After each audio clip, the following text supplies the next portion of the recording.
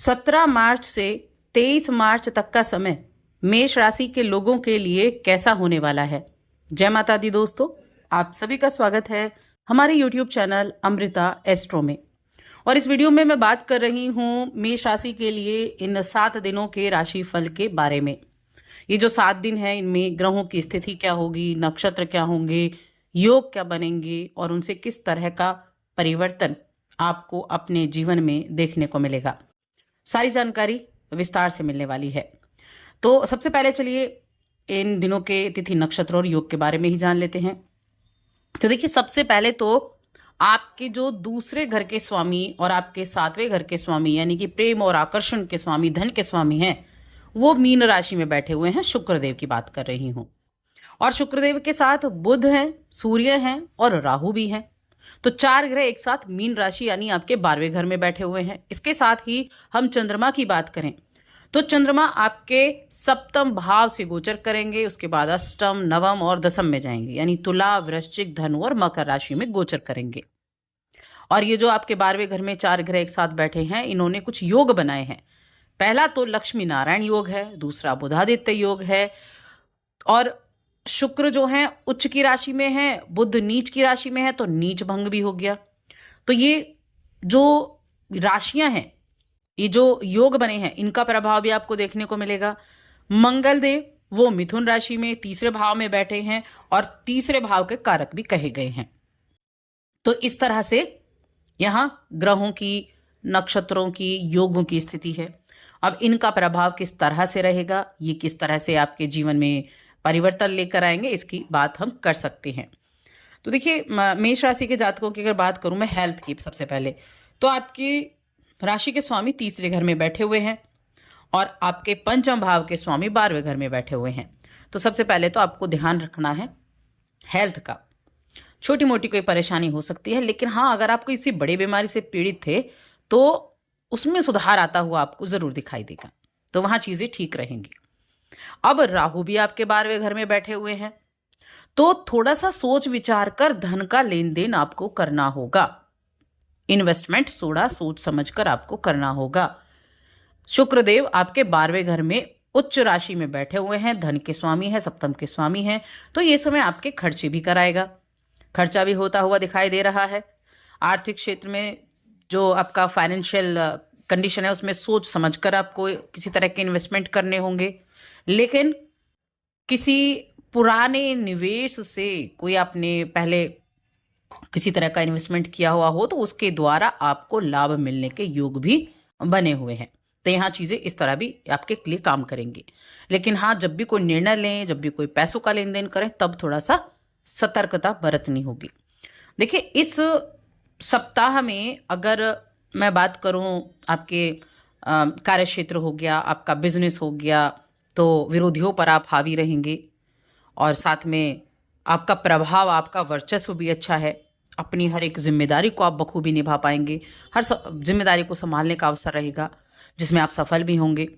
मंगलवार का दिन और बुधवार का दिन, ये 2 ऐसे दिन होंगे जब चंद्रमा की अनुकूल स्थिति है और आर्थिक रूप से आपको मजबूती भी प्रदान होगी। और इसी दौरान आपके मित्रों से आपकी मुलाकात होगी और साथ में इन 2 दिनों में धन आने का संकेत भी बना हुआ है। कार्यों में भी अच्छा रिजल्ट मिलेगा, कोई रुकावट नहीं आएगी। उसके बाद गुरुवार और शुक्रवार का दिन अगर मैं कहूं, तो इस दिन आपको थोड़ा सा अपने सामान का ध्यान रखना है। हो सकता है कहीं रख के आप भूल जाएं, आपको लगे सामान चोरी हो गया या फिर कहीं गिर जाए, तो इस तरह से थोड़ा सा ध्यान रखना है। जब भी बाहर निकलें सतर्क रहना है।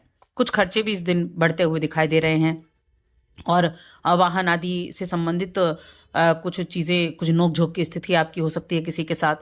तो इन 2 दिनों में इन चीज़ों का ध्यान रखना है। शनिवार का दिन जो है वो आपके भाग्य के लिए अनुकूल है, चीज़ों को अनुकूल करता हुआ दिखाई भी देगा।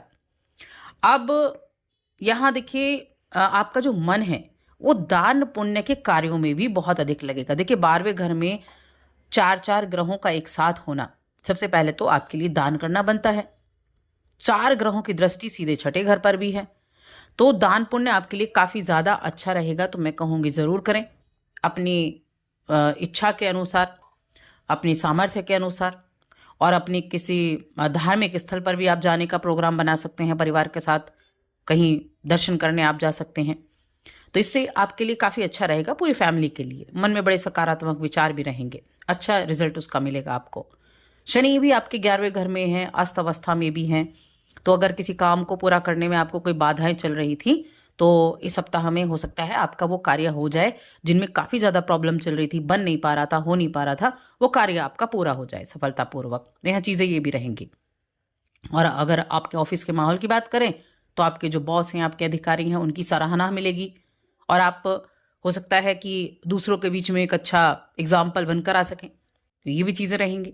तो कई तरह से परिवर्तनकारी तो ये समय रहने वाला है आपके लिए। अगर मैं स्टूडेंट्स की बात करूं तो स्टूडेंट्स के लिए देखिए बेहतर मैं कहूँगी विदेश जाने के लिए। खास तौर से पंचम का स्वामी गया है कहाँ, 12वें घर में। शिक्षा के मामले में अगर आप विदेश जाना चाहते हैं तो वहाँ चीज़ें जो हैं काफ़ी अच्छे से अनुकूलता लेकर आई हैं। राहु 12वें में बैठे हैं, विदेश भेजने के कारक हैं। साथ में आपके दूसरे घर के स्वामी भी विदेश के भाव में बैठे हुए हैं, तो पैसे कमाने के लिए भी आप बाहर जाने के प्रयास कर रहे थे तो वहाँ भी ठीक रहेगा। अपनी पढ़ाई में आप अच्छा प्रदर्शन भी कर पाएंगे और अपने एकाग्रता को बढ़ाने के लिए, अपनी स्टडी में अच्छा करने के लिए तो आपको बस अपने स्वास्थ्य का थोड़ा ध्यान रखना है। थोड़ा बहुत स्वास्थ्य आपका प्रभावित हो सकता है, तो उसके लिए आप थोड़ा ध्यान रखेंगे तो अच्छा रहेगा। बाकी बिजनेस की दृष्टि से देखा जाए तो सप्ताह के मध्य का समय काफ़ी ज़्यादा अच्छा है। आपका कोई अगर मार्केट में पैसा फंसा हुआ था तो उसके बाहर निकलने के भी चांसेस बनते हुए दिखाई दे रहे हैं। और जो बिजनेस करने वाले हैं उनके लिए बिजनेस से जुड़ी हुई कुछ यात्राएं भी हो सकती हैं। नौकरी पेशा लोगों को भी इस दौरान थोड़ा समर्थन मिलेगा। तो चीज़ें जो हैं मुझे ठीक दिख रही हैं और छोटी मोटी परेशानियां हैं, छोटी मोटी चुनौतियां हैं जिनको आप पार भी कर पाएंगे। हाँ, बस धन का लेन देन करते समय सावधानी रखनी है। किसी भी प्रॉपर्टी से जुड़ा कोई काम है उसमें आपको सावधानी रखनी है। अब बात कर लेते हैं रिश्तों के मामले में। तो आपकी मुलाकात किसी नए व्यक्ति से हो सकती है, हो सकता है किसी पार्टी वगैरह में उससे मुलाकात हो, तो किसी पार्टी वगैरह में जा सकते हैं और कोई बड़ा आकर्षक लग सकता है आपको, आपके ऊपर दूसरे की कुछ छवि रह सकती है। बाकी वैवाहिक जीवन के लिए देखा जाए तो ठीक है, आप दोनों के बीच में अगर कुछ गिले शिकवे चल रहे थे तो उन गिले शिकवों को भूलेंगे और वैवाहिक जीवन आपका अच्छा रहेगा। यह चीज़ें जो हैं वो ठीक होती हुई दिखाई दे रही हैं मेष राशि के जातकों के लिए। कुछ आप अगर नए घर में शिफ्ट होने या प्रॉपर्टी में निवेश करना चाह रहे थे तो उसके बारे में भी काफ़ी सोच विचार रहेगा और किसी खूबसूरत जगह पर घूमने का विचार भी आपका बन सकता है, तो उत्तम रिजल्ट रहेगा। अब बात करते हैं हम यहाँ उपाय के बारे में कि क्या उपाय आपके लिए अच्छा रहने वाला है, या मैं कहूँ तो क्या उपाय आप कर सकते हैं इस समय को अच्छा बनाने के लिए। एक तो जब भी कोई कार्य करने जाएंगे तो अपने माता पिता के चरण स्पर्श करके लें, उनके आशीर्वाद लेकर आप घर से बाहर निकलेंगे तो अच्छा रहेगा। और साथ में हनुमान चालीसा का नियमित रूप से पाठ करते रहें। बस ये उपाय आपके लिए काफ़ी है। और जानकारी के लिए चैनल को सब्सक्राइब कर लें।